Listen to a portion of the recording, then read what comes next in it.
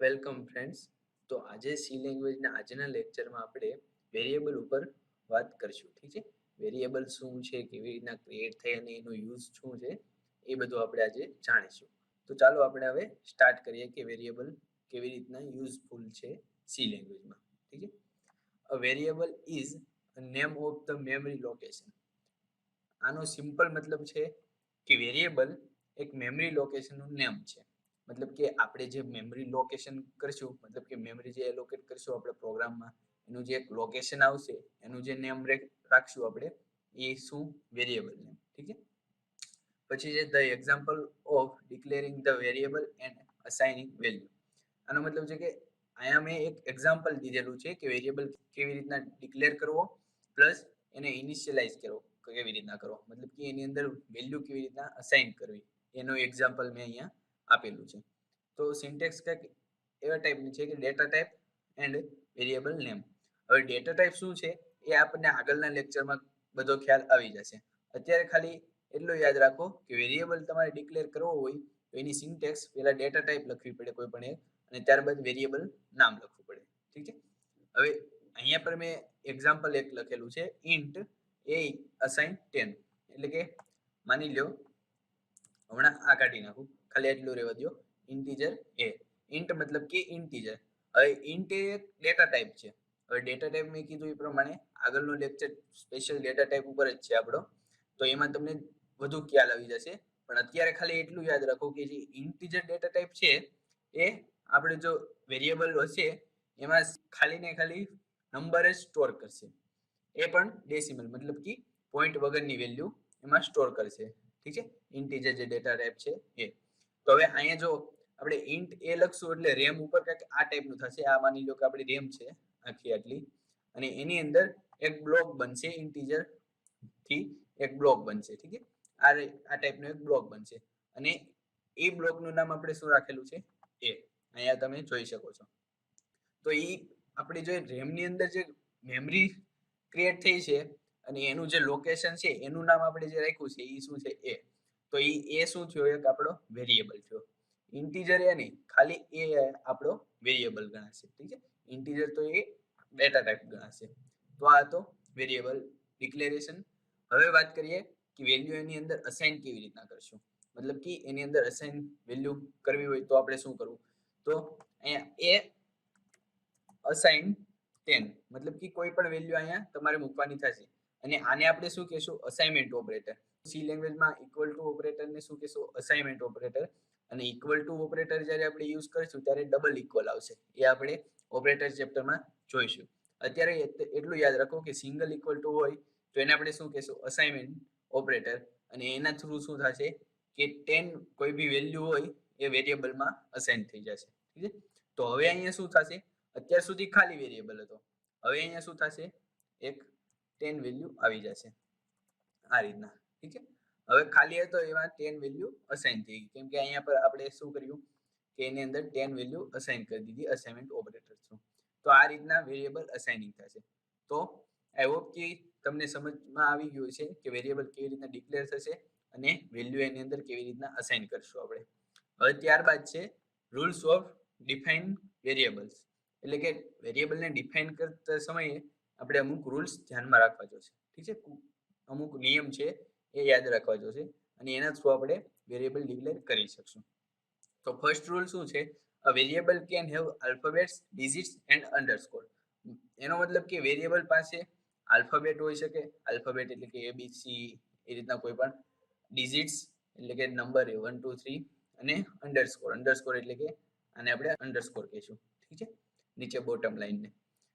એટલે કે વેરિયેબલ પાસે નંબર, આલ્ફાબેટ અને ડિજિટ્સ હોઈ શકે, અંડરસ્કોર હોઈ શકે.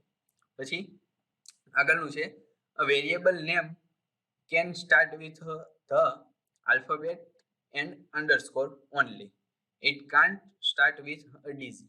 એટલે કે વેરિયેબલ પાસે આલ્ફાબેટ, અંડરસ્કોર અને ડિજિટ્સ ત્રણેય વસ્તુ છે, પણ સ્ટાર્ટ ખાલી આલ્ફાબેટ અને અંડરસ્કોર થી જ થશે એનું નામ સ્ટાર્ટિંગ, ડિજિટ્સ થી ક્યારે પણ નહીં થાય.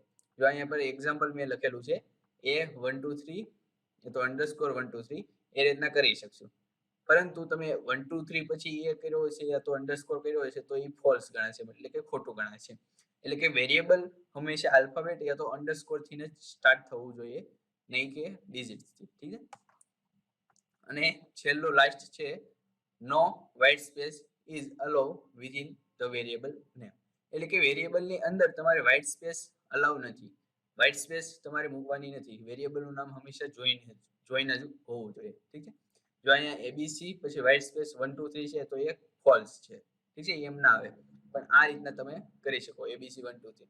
યા તો તમારે જો અલગ પાડવું હોય તો તમે શું કરી શકો, આની વચ્ચે એક અંડરસ્કોર પણ મૂકી શકો. ઠીક છે. તો આ રીતના પણ તમે વેરિયેબલ નેમ લખી શકો. તો આ હતા વેરિયેબલના અમુક રૂલ્સ. તો આઈ હોપ કે તમને સમજમાં આવી ગયું છે કે વેરિયેબલમાં રૂલ્સ શું છે, ડિક્લેરેશન શું, અસાઇન કેવી રીતના થશે અને એની ડેફિનેશન શું છે. એટલે ઇન શોર્ટ આપણે કહેવા જઈએ કે આપણે જે રેમ પર એક બ્લોક ક્રિએટ કરશું અમુક, અને એનું જે નામ રાખશું એને આપણે શું કહેશું, વેરિયેબલ. ઠીક છે.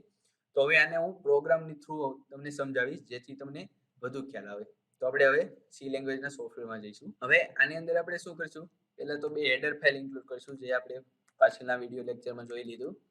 કઈ તો હેઝ ઇન્ક્લુડ studio.h એન્ડ બીજી છે હેઝ ઇન્ક્લુડ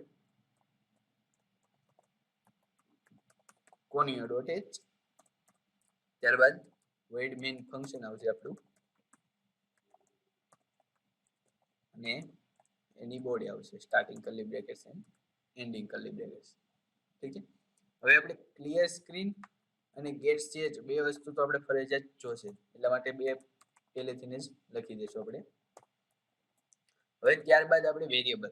હવે વેરિયેબલ હંમેશા ક્લિયર સ્ક્રીનની ઉપર જ ડિફાઇન કરવાનો રહેશે. એક કોડિંગ સ્ટાઇલ છે કે વેરિયેબલ હંમેશા ક્લિયર સ્ક્રીનની ઉપર જ ડિફાઇન હોવા જોઈએ. ઠીક છે. એટલે હવે ડિફાઇન કરવા માટે આપણે શું જોયું, તો સિન્ટેક્સ એક જોઈ હતી. શું હતું એમાં, ડેટા ટાઈપ અને વેરિયેબલ નેમ. તો ડેટા ટાઈપ આપણે મેં એક સમજાવી દીધી, ઇન્ટીજર. ઠીક છે. તો એ જ અહીંયા પર આપણે યુઝ કરીશું. તો ઇન્ટ એ નામનું મેં વેરિયેબલ લઈ લીધો. ઠીક છે. અને પાછળ સેમીકોલન. હવે શું કરશું, આ વેરિયેબલ નું મારે આઉટપુટ લેવું છે, મતલબ કે આ વેરિયેબલ ની અંદર જે કઈ વેલ્યુ છે એને મારે આઉટપુટમાં લેવી છે. તો એના માટે શું, તો આઉટપુટ માટે તો પ્રિન્ટફ ફંક્શન આપણે યુઝ કરીએ છીએ. તમને ખ્યાલ હશે આપણે પાછળના લેક્ચરમાં જોઈ લીધું કે આઉટપુટ માટે પ્રિન્ટફ ફંક્શન યુઝ થશે.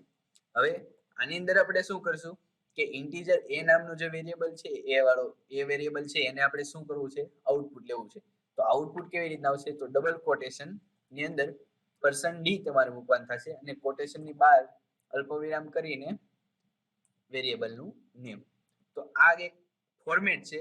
ઇન્ટીજર ડેટા ટાઈપ હોય તો %d કરીને આપણે આઉટપુટ લેવામાં આવશે. બીજી ઘણી બધી ડેટા ટાઈપ આવે છે જે આપણે આગળના લેક્ચરમાં જોવાનું છે, અને બધી જ ડેટા ટાઈપનું આઉટપુટ અલગ અલગ રીતથી આવશે, અલગ અલગ ફોર્મેટથી આવશે. પણ ઇન્ટીજર ડેટા ટાઈપ જ્યારે હોય ત્યારે એનું આઉટપુટ કેવી રીતના આવશે, %d થી. ઠીક છે. અને ત્યારબાદ શું કરવાનું થશે, કોમા કરીને એ. હવે આનો આપણે આઉટપુટ તો લઈ લીધું. હવે શું કરશું, આપણે રન કરશું, ચેક કરશું કે એનો આઉટપુટ આવે છે કે નહીં. તો હવે હું આને રન કરું તો જો -28762 કંઈક ઈ ટાઈપનું આઉટપુટ આવે છે. હવે આ શું બધું આવે છે, તો આ એક આપણે જે મેમરી લોકેશન છે એનું એડ્રેસ આપણને બતાવે છે એ વેરિયેબલ. કેમ કે અત્યારે એ વેરિયેબલમાં આપણે જો અહીંયા પર કાંઈ પણ અસાઇન નથી કર્યું. અત્યારે વેરિયેબલ ખાલી છે. એટલે ખાલી જ્યારે વેરિયેબલ હોય ત્યારે એનું આઉટપુટ લેવામાં આવે કે ગમે ત્યારે, તો શું આવશે, એના આઉટપુટમાં એક એડ્રેસ આવશે. હવે એ એડ્રેસ શેનું છે કે એ વેરિયેબલ આપણી મેમરી પર આ એડ્રેસ પર એલોકેટ થયેલું છે. એટલે કે જે હમણાં એડ્રેસ આવેલું હતું, ફરીથી હું તમને દેખાડું.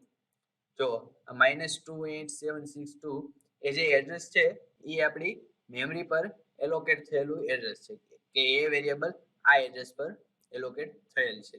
હવે શું કરશું કે આપણે એની અંદર એક વેલ્યુ અસાઇન કરશું. તો વેલ્યુ અસાઇન કરવા માટે શું આપણે જોયું હતું કે અસાઇનમેન્ટ ઓપરેટર યુઝ થશે અને એની અંદર જે કઈ વેલ્યુ આપણે અસાઇન કરવી છે એ વેલ્યુ આપણે લખી નાખશું.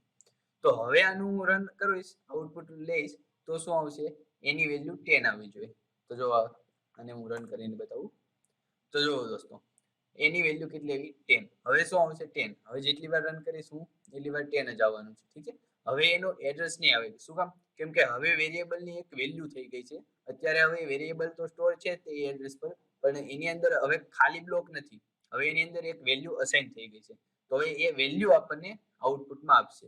જ્યારે વેરિયેબલ ખાલી હશે ત્યારે શું આવશે આઉટપુટમાં? એડ્રેસ. અને જ્યારે એની અંદર કોઈ વેલ્યુ અસાઇન હશે તો એ વેલ્યુ આપણને આઉટપુટમાં આવશે. હવે ગમે તે આપણે એ યુઝ કરશું તો એની વેલ્યુ કેટલી માની જશે? 10. ઠીક છે. તો આઈ હોપ કે તમને સમજમાં આવી રહ્યું છે.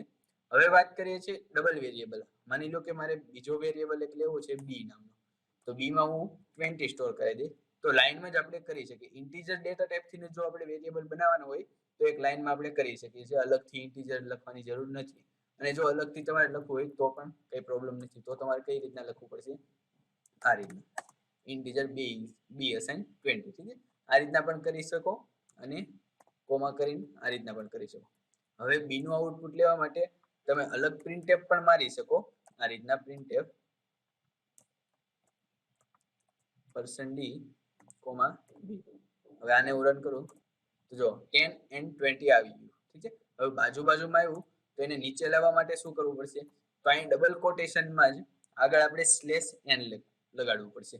હવે /n થી શું થશે કે આપણે જે આગળનું હવે આઉટપુટ આવશે /n પછીનું જે આઉટપુટ આવશે એ બધું જ ન્યૂ લાઈનમાં આવશે. ઠીક છે. હવે જો આને હું રન કરું તો જો 10 and 20 આવી ગયું. ઠીક છે. તો આ રીતના /n નો આપણે યુઝ કરી શકીએ કે આપણું જે આગળનું આઉટપુટ આવવાનું હોય એ ન્યૂ લાઈનમાં આવે. ઠીક છે. હવે આ થયું ડબલ લાઈન. હવે સિંગલ લાઈનમાં મારે કરાવવું હોય તો આને હું કોમેન્ટ મારું છું. કોમેન્ટનો તો ખ્યાલ જ હશે કેમ કે પાછળના લેક્ચરમાં જ મેં તમને સમજાવી દીધું. હવે સાથે જ મારે લેવું હોય આઉટપુટ તો અહીંયા હું /n કરી દઈશ. એટલે /n નો મીનિંગ શું છે? /n હશે ત્યારબાદનું આઉટપુટ ન્યૂ લાઈનમાં આવશે. હવે અહીંયા %d અને અહીંયા કોમા કરીને b. તો જો આને હું રન કરું તો જો દોસ્તો 10 and 20. હવે 20 આગળ સ્પેસ આવી ઈ શેની આવી છે? /n પછી સ્પેસ મૂકેલી છે એટલે. તો જો હવે તો જો પેલા જે આઉટપુટ આવતું હતું સેમ ઈ જ આવે છે. તો આ થઈ ગયું એક જ લાઈનમાં બે વેરિયેબલ નું આઉટપુટ કેવી રીતના આપવું અને બે વેરિયેબલ કેવી રીતના લઈ શકાય. હવે માની લો કે બી વેરિયેબલ આપણો ખાલી છે અને એ વેરિયેબલમાં 10 વેલ્યુ અસાઇન છે. હવે મારે શું કરવું છે કે એની વેલ્યુ જેટલી હોય એટલી જ આપણી બી ની વેલ્યુ આવી જોઈએ. ઠીક છે. હવે જો આને કાઢી નાખું છું હમણાં.